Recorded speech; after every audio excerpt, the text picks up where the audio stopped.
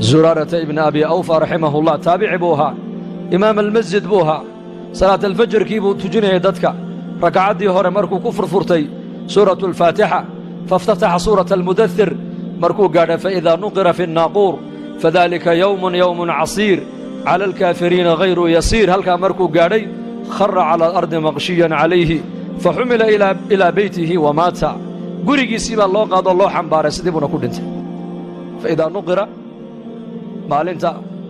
maalin baa iman doonta baa ilaahay leeya suurta aan afuufi doonno waa maalin culus baa ilaahay yidhi oo gaalada dushooda kuma fududo yowma albacthi weeyaan aayaddaa markuu gaadhay dhulka ayuu ku dhacay dabeedna meydkiisina gurigaa loo qaaday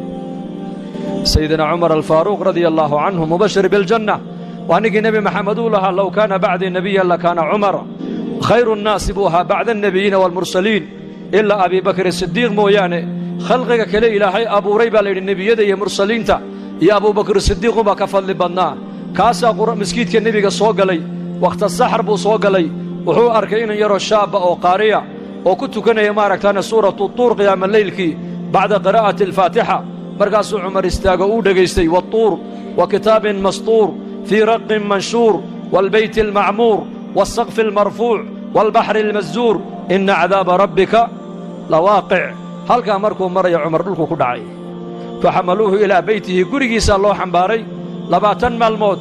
ama bil ku dhowaad buu xanuunsanaa cumar baa la yidhi dadku kamaysan warqabin xanuunka cumar meeshuu ka yimidina kamaysan warqabin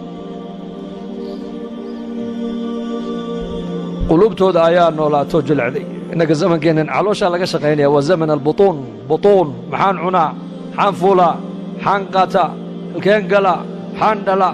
halkeen tagaa xaggee wax ka cunaa waxa adiga laguma diran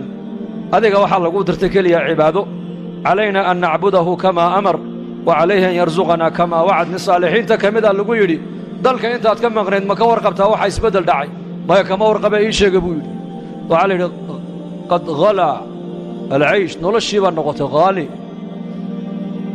sicirkii bidaacadaha ayaa ziyaaday roodhidii way ziyaadday shaahii uu ziyaaday markaasuu yidhi anuu warkaa ma haya buu yidhi anuu warkaygu waxa weeyaan calaynaa an nacbudahu kamaa amar